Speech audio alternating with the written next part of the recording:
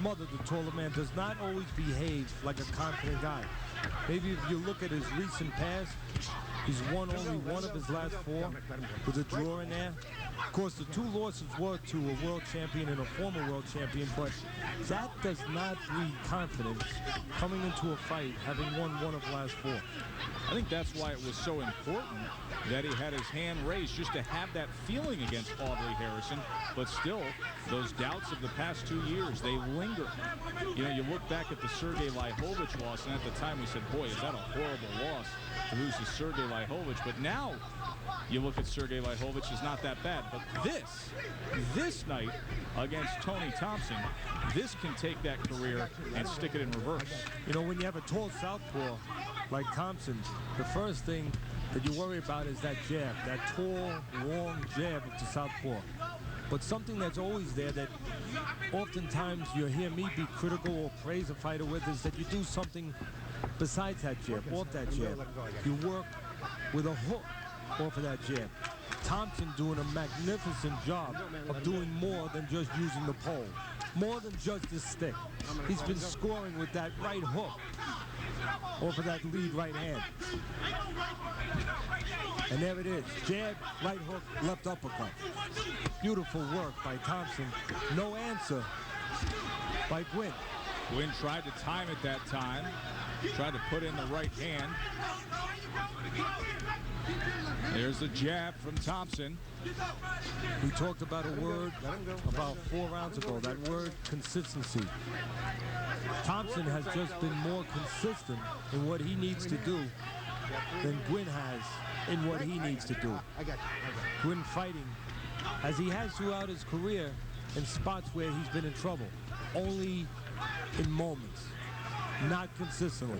Right, I got you.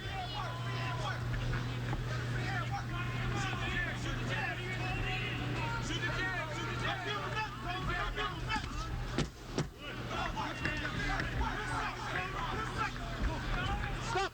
Break. I got it. Thank you. Through 8 rounds, here's a look ahead to more ESPN boxing.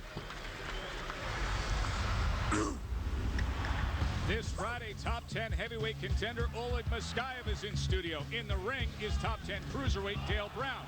The main event is the 140-pound world title fight pitting Juan Urango against Nofel Ben Rabah. Then next Wednesday, Neil Sinclair, the Irish slugger, makes his U.S. debut. ESPN2, your boxing authority. Tony Thompson, 34 years old. He could be in position for the biggest win of his career. You got me? All right, that's what I want. I won't say no more. Man, give me what Look, from the last round, we talked about doing more than using the jab. He used the jab to set up that left uppercut, not landing as cleanly as some of the other punches during the round did, but you could see right there the thought process, the game plan for Thompson. When I was with Tony yesterday, I asked him, why are you so confident that you can beat Dominick Guinn? And he basically said what you have been saying all night, that it's just the fact that Guinn doesn't work as consistently in a fight as he does. Thompson feels that over the course of a fight, he's a little more consistent, and that would be the difference. So far, it has been on Teddy's scorecard. 78-74, 4 rounds to go.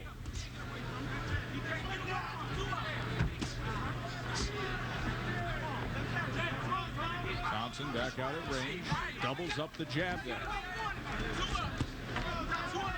Let him go with that hand. We talked in the fight plan, Joe, about opportunities to land specific punches for Thompson. I got you. We talked about how Guinn, when he does come forward with his jab, he will give up defense. He will jab and he will tilt forward a little bit, leaving himself vulnerable both to the left uppercut and to the right hook. 2 punches that Thompson has scored well with. Doubles up the jab again. Now watch Guinn if he does come forward. Anytime Guinn is looking to make an offensive move forward, which he has to do to get into punching distance for Thompson. Break. I got you. If he uses the jab or if he does it naked without the jab, just watch Guinn. He'll lean forward a little bit on his right side, where he will lead that head into a perilous position for an uppercut, and even for a right hook. Had a good uppercut and a good right hook in the 6th round. By far the best round of the fight for Tony Thompson. Look for Thompson to start scoring more with that right hook and that left uppercut as Guinn gets more and more desperate and starts to come forward, possibly leaning more and more.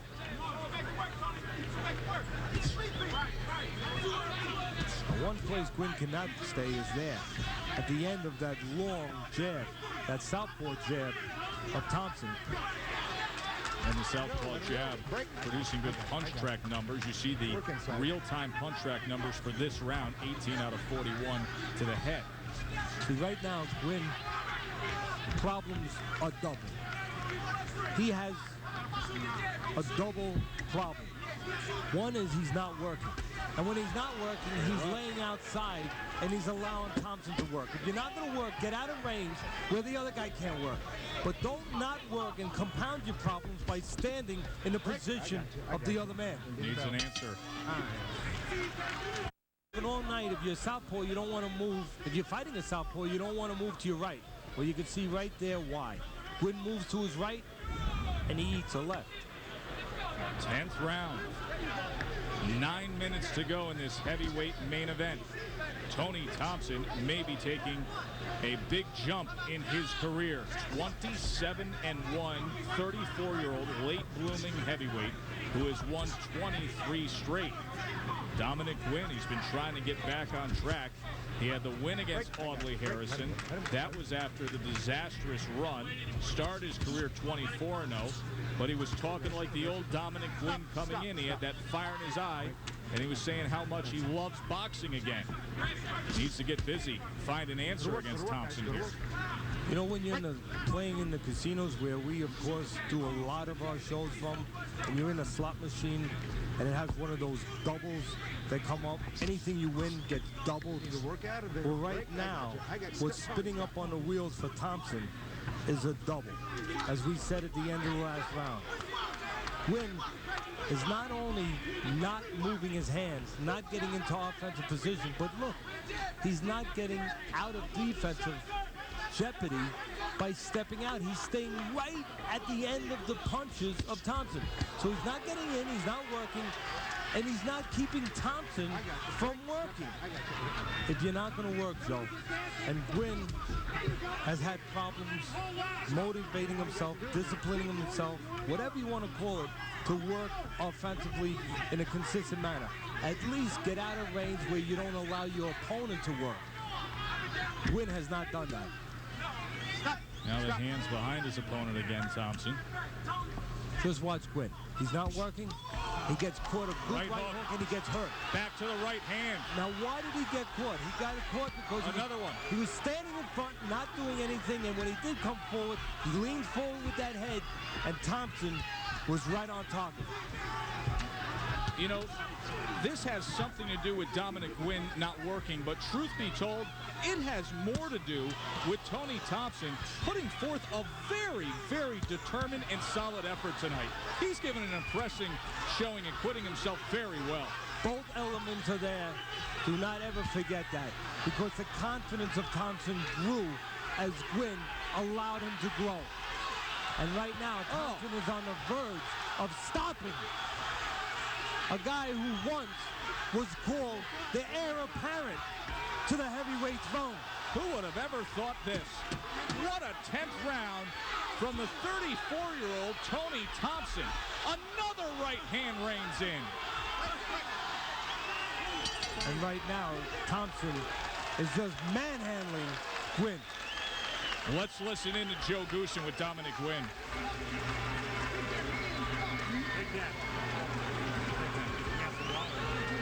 Don't worry about the floor. No, don't, please. Man, you know, I gotta tell you something. I gotta tell you, you've been fucking up this fight for me all fucking day. Keep your hands up, man. Yeah, I'm gonna keep on. Look, hey, I know what you're doing. You're trying to get some good shots. I'm not gonna let that. You got it. Everything behind the jab. Don't get careless. All right? His only chance is to launch one of the wild punches and catch you pulling straight back. Beautiful, son. We fighting for more than these belts, man. Tonight. You understand me? Drive him back. Crush the body. Crush the body. Don't get careless. Stay on the jab. Keep driving him back. Dominick Guinn was in bad shape at the end of that 10th round. 2 rounds to go. Can he survive? A determined Tony Thompson. They said, just don't get caught with anything wild. That's his only chance. Everything falling apart for Guinn, even his hair. Punch track headshots in round 10. Look at that. Thompson 29-8. Teddy Atlas's scorecard well out in front, 98-91. Now watch the opportunities and how they get acted on by Thompson. Guinn not working, but at the same time not stopping Thompson from working. If you're not going to work, you got to find a defensive measure to keep your opponent from working. Guinn has done neither. Right hook, left hand moments ago. Guinn hasn't done anything in this round. Well, one of the problems now is when Guinn stays on the outside, he stays at the end of the punches of Thompson, so he is not safe. He's eating jabs, and it's only a matter of time if you're eating jabs before you're going to eat the power hand, the left hand. But when Guinn does come in, watch what he does. He's got a flaw, a kink in his armor where he leans forward. And when he leans forward, that uppercut of Thompson, that right hook of Thompson has been on the mark. Guinn hasn't landed a punch yet. Coming to the halfway point of this 11th round, he's just surviving. Nothing fancy by Thompson, just nice, steady, consistent approach. As good as the work has been by Thompson, so has the work by the men who prepared him for this fight. Tom Browner, Barry Hunter, and B.B. Hudson in the corner. Hand. Watch the leaning forward of Guinn. Watch, when Guinn does want to do something offensive, look what happens. He leans with that top.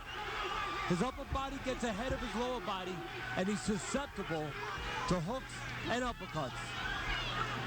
Scoring at will is Tony Thompson. If this fight ends with a big, sensational punch, look for the uppercut to land by Thompson as Guinn comes forward, leaning forward, putting himself right into that punch. The corner of Guinn showing himself to be compassionate and concerned. Joe Guinn is on the top step right now, ready to stop this fight if it goes any worse. I think if Thompson just applied and hit the gas pedal a little bit, he would actually get a stoppage. Let him go. I got you. Break this. And Guinn is thinking the same thing. He's not showing him anything. Dominick Guinn's not showing his corner a thing.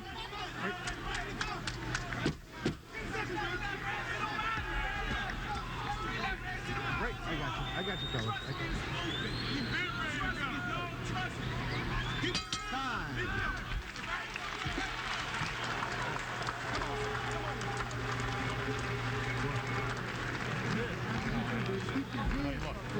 Look. Watch out for all that. You want to look? I don't want you to have to go through 3 rounds if you're not throwing punches. And I know they're not hurting you and you're not getting rocked and you're not falling over, but it doesn't. You all right? Yes, sir. Yeah. Huh? You better start fighting.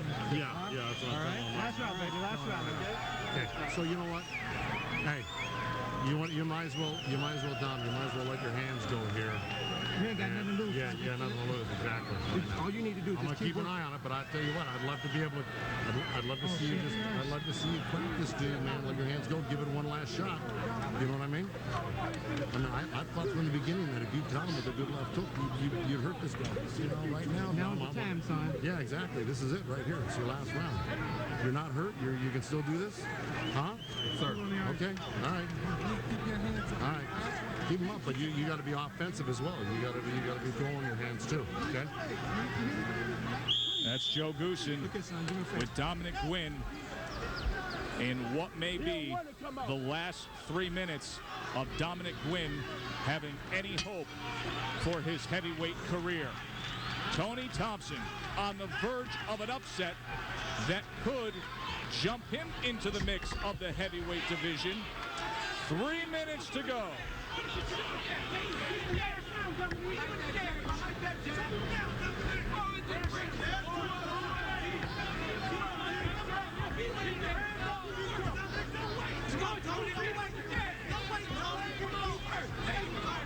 Solid jab, punches in round 11. Thompson 42-3.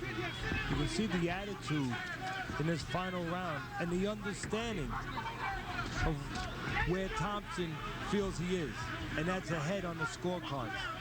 Fighting on the outside, showing no inclination to have to take chances, using that height, that natural advantage in his mind to guide home to a victory.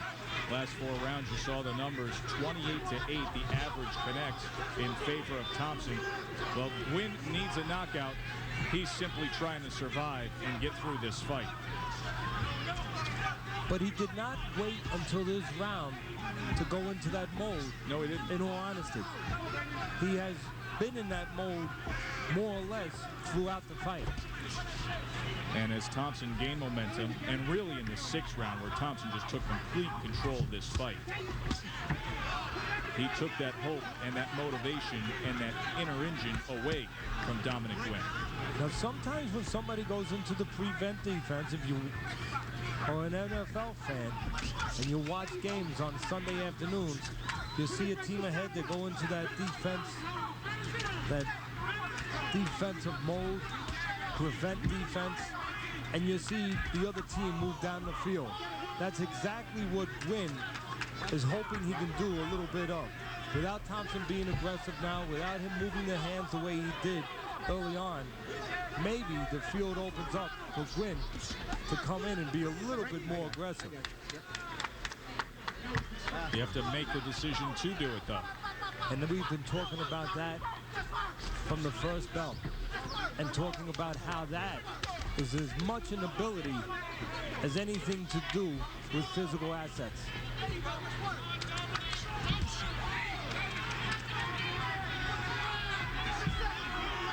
Again, Guinn not looking to get into the place he needs to be, to do damage, to do threat to Thompson, and at the same time not getting himself out of the position where Thompson can't do the same to him. When Guinn doesn't work, he allows Thompson to work.